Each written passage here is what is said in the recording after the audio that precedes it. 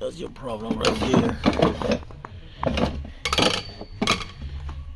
Need a new clutch fan.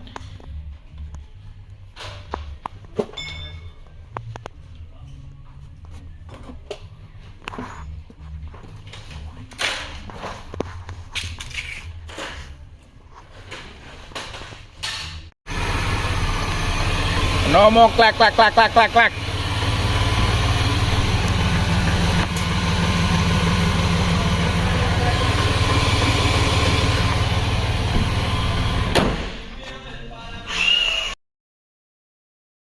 All right, so this is the part number for the part that was making the knocking noise. The fan clutch. This is just the old one. The new one is already on, installed on the car, but this is what it looked like. So you transfer your old blades to the new one. All right. I hope this video helped you. Like always, please subscribe, like, and share. I'll see you in the next one.